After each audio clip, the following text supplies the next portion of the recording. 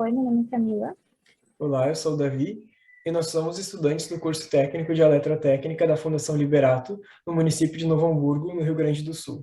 Então, o nosso projeto de pesquisa ele é o estudo da capacidade de hospedagem de geração distribuída fotovoltaica em redes elétricas por meio da análise dos limites de tensão e de corrente que foram estabelecidos pelo módulo 8 do PRODIST, visando então determinar o ponto máximo de inserção. Então, a justificativa do nosso projeto ela é baseada em duas resoluções normativas da ANEEL. Em primeiro, a número 482, que foi feita em 2012, que possibilitou ao consumidor gerar e distribuir energia elétrica por meio de fontes renováveis. Também, a número 687, de 2015, que fez com que as unidades geradoras elas começassem a crescer no país, porque ela deu alternativa de geração compartilhada, também de empreendimento com múltiplas unidades consumidoras e do alto consumo remoto. Então, a gente percebe que a geração distribuída ela vem aumentando tanto em unidades consumidoras quanto em potência instalada. E a gente decidiu estudar isso pela facilidade de inserção na rede e também pelas suas eminentes consequências. Então, aqui a gente tem um exemplo para exemplificar o que é capacidade de hospedagem. A gente tem uma carga que ela necessita de 4 megawatts para ser abastecida. Agora, caso sejam inseridos no meio dessa rede 2 megawatts, então a gente tem 2 megawatts de geração distribuída, solar fotovoltaica, e 2 megawatts que está vindo da linha de transmissão. Então, para serem somados, eles geram os 4 megawatts que a carga necessita. Agora, caso a gente insira 4 megawatts de geração distribuída na rede, então não precisa estar vindo nada da linha de transmissão, porque a geração distribuída vai estar suprindo toda a necessidade da carga. Esse é um momento essencial e ideal, porque tudo que está sendo gerado está sendo consumido. Agora, caso a gente insira 10 megawatts nessa rede, então a gente tem uns 4 megawatts indo para a carga, é o que ela precisa, mas a gente tem 6 desses megawatts voltando. Isso gera um fluxo bidirecional de potência que os circuitos brasileiros não estão preparados porque são tomados como circuitos passivos. Esse fluxo bidirecional ele causa problemas como sobretensão e sobrecorrente, entre outros problemas até em equipamentos, máquinas e motores. Então, a capacidade de hospedagem ela é exatamente esse ponto máximo de inserção sem que a GD ultrapasse os limites que foram estabelecidos por norma. Então, aqui a gente tem um mapa de disponibilidade de mini geração que foi fornecido pela Samig. Ela é uma das maiores comercializadoras de energia para clientes livres do país e também um dos maiores grupos de geradores.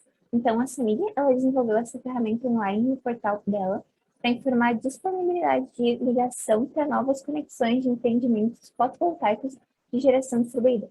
Então, esse mapa de disponibilidade de energia fotovoltaica, ele é uma plataforma que vai indicar a capacidade de rede elétrica de uma região da área de concessão da empresa para receber novas cargas que são oriundas de mini gerações.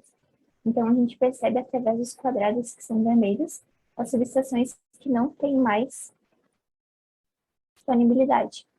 E através disso a gente percebe que a rede de Minas Gerais é uma rede que está quase saturada, e que caso a distribuidora, a geradora, ela não arrume isso, não tenham proporções que resolvam isso, então a gente vai ter uma rede saturada e isso vão causar problemas tanto para a concessionária quanto para os consumidores.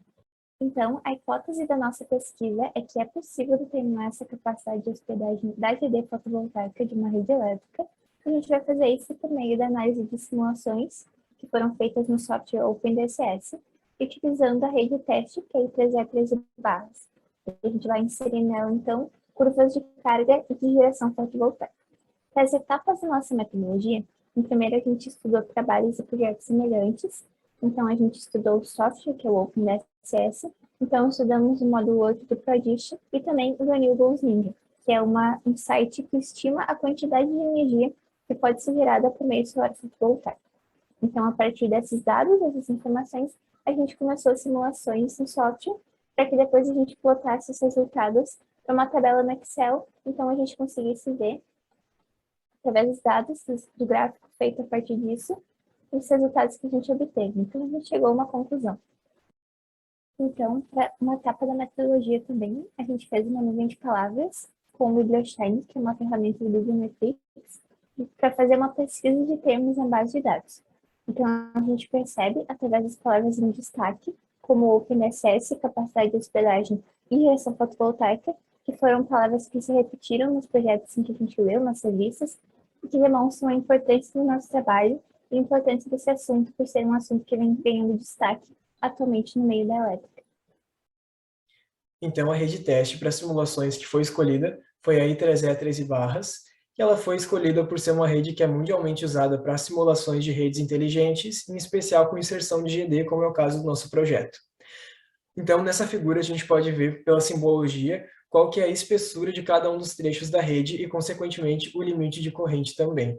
Essa informação é muito importante porque assim a gente pode saber nas simulações se esse limite foi ultrapassado ou não.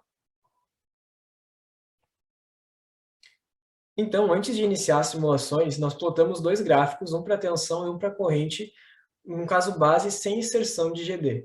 Então, nesse gráfico, a gente pode ver o comportamento da tensão nas três fases durante um período de 24 horas e a gente vê que se comporta normalmente sem violar um limite de sub- ou de sobretensão. Da mesma maneira, na corrente, a gente pode ver que nas três fases ela se comporta também normalmente sem violar o limite da corrente e se comportando juntamente com a curva de carga escolhida durante as 24 horas. Então, agora sim, tendo essas informações de que a rede funciona normalmente sem a GD, nós iniciamos estudos de caso inserindo a GD. Eles foram divididos em dois. O primeiro deles sendo a inserção da GD na barra 671, que faz parte do tronco da rede, e o segundo estudo de caso inserindo a GD na barra 652, que é o ponto mais distante da subestação e faz parte de um trecho subterrâneo que é interessante analisar. Então, no caso 1, além da inserção da GD, a gente também inseriu 3 monitores em diferentes trechos da rede para monitorar as grandezas elétricas. As simulações elas iniciaram com 1.155 kW de GD. Esse valor foi escolhido porque ele representa exatamente 100% da carga local da barra 671. Então, a metodologia adotada foi, a partir desse valor base, aumentar em 50% essa carga a cada nova simulação. Isso foi sendo feito até que nós chegamos a 450% da carga, que são 5.197,5 kW. E nesse momento, a gente teve uma violação do limite de sobretensão, em dois trechos da rede que podem ser vistos na figura marcada em amarelo ao canto esquerdo da tela. Então, nesses dois trechos, a gente teve uma violação do limite de sobretensão durante as 12 e 14 horas, que é justamente o momento de maior geração e menor consumo, como pode ser visto no gráfico em área cinza. Então, a partir disso, nós olhamos para a simulação imediatamente anterior a essa, ou seja, de 400% da carga local, que são 4.620 kW. E nesse momento, nos dois trechos marcados em amarelo, a gente pode ver que não existe mais sobretensão. Então, ficou determinado que, para o caso 1, a capacidade de hospedagem seria de 4.620 kW. Já no caso 2, além da inserção da GD, foram instalados 3 monitores em 3 trechos diferentes da rede para monitorar novamente as grandezas elétricas. Mas dessa vez, a simulação inicial se deu com 128 kW de GD. Isso porque esse é o valor de 100% da carga da barra 652. Então, a partir disso, a metodologia adotada foi a mesma do caso 1. Nós aumentamos essa carga em 50% a cada nova simulação, até que nós chegamos a 800%, que são 1.028 kW. E nesse momento, nós tivemos uma violação não de sobretensão, mas de sobrecorrente, como pode ser visto nesses gráficos, e isso aconteceu em dois trechos da rede que estão marcados em roxo no canto esquerdo da tela. Então, essa violação do limite de corrente aconteceu entre as 12 e 14 horas, como dito antes, o momento de maior geração e menor consumo. Então, nós olhamos para a simulação imediatamente anterior a essa, ou seja, 750% da carga local, que são 960 kW, e nesse momento, nos dois trechos em que nós tínhamos problema anteriormente, nós não temos mais. Então, ficou determinado que, para o caso 2, a capacidade de hospedagem é de 960 kW.